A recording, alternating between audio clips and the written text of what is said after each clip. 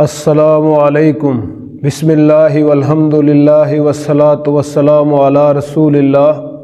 معزز ناظرین و سامعین، مسلمان کے ایمان کے 6 جز ہیں، ان میں سے ایک ہے آخرت پر ایمان لانا۔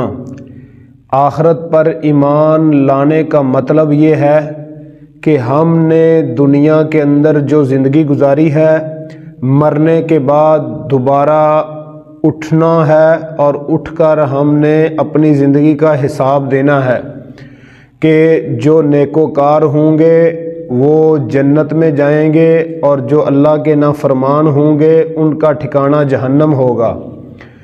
تو اسی عقیدے کو اللہ تعالیٰ نے قرآن مجید میں اکثر مقامات پر بیان کیا ہے۔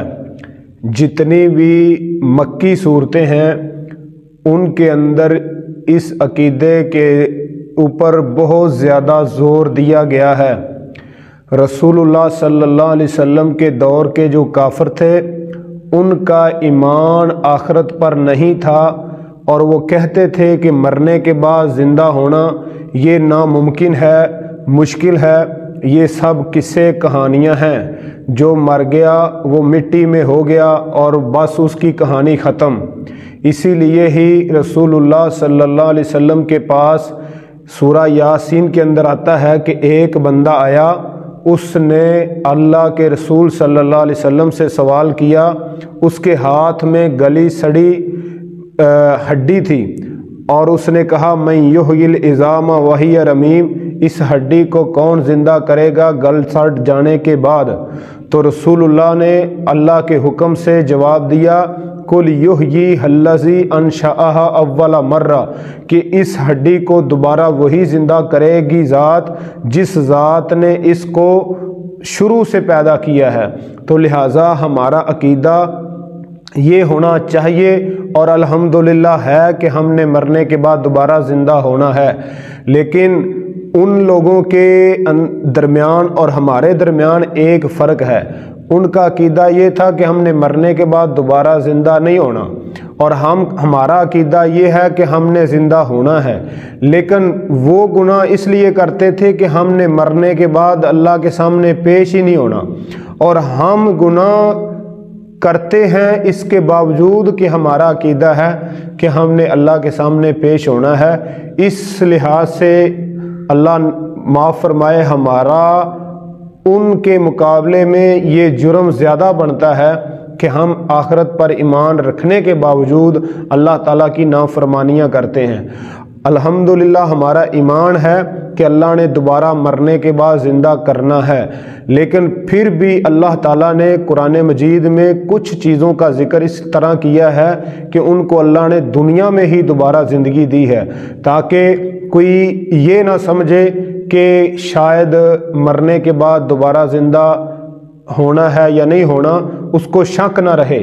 الحمدللہ ہمارا ایمان بھی ہے کہ ہم نے مرنے کے بعد دوبارہ زندہ ہونا ہے، لیکن اس کے ساتھ ساتھ قرآن کے جو واقعات ہیں وہ بھی شاہد ہیں کہ اللہ تعالیٰ مردوں کو دوبارہ زندہ کرنے پر قادر ہے۔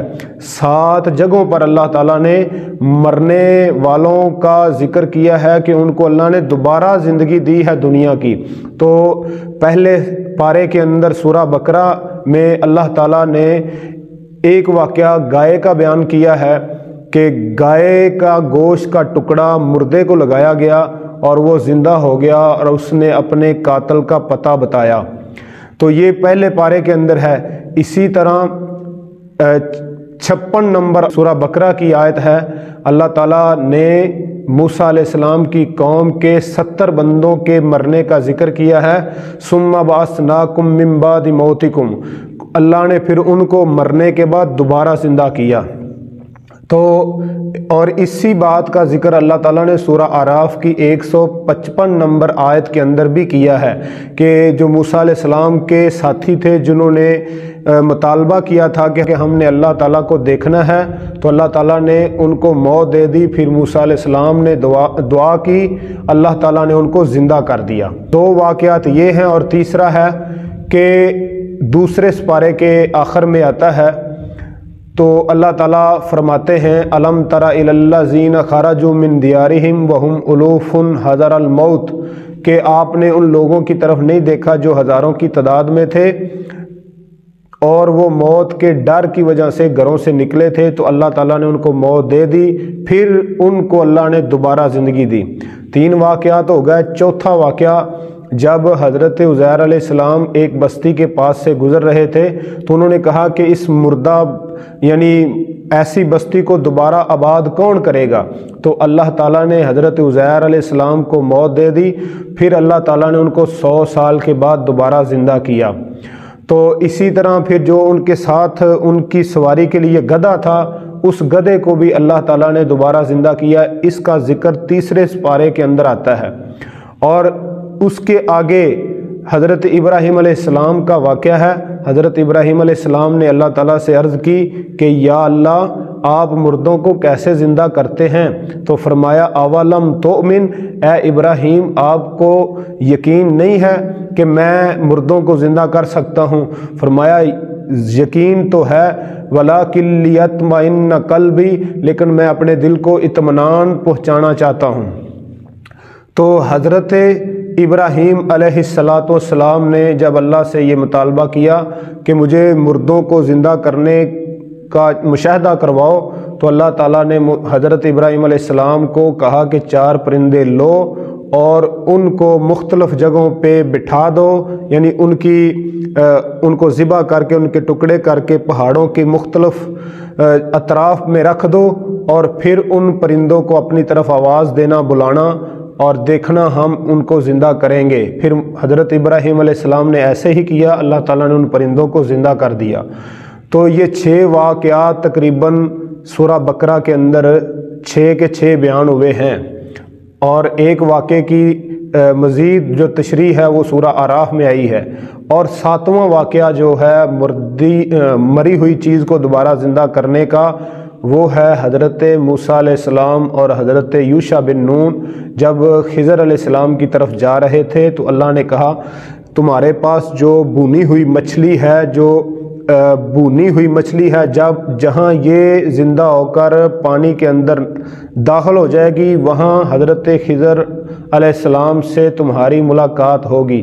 تو وہ مچھلی بھی زندہ ہو کر دوبارہ پانی کے اندر وہ چلی گئی، اور وہ اسی جگہ پر حضرت موسیٰ علیہ السلام اور خضر جو اللہ کے بندے تھے ان کی ملاقات ہوئی۔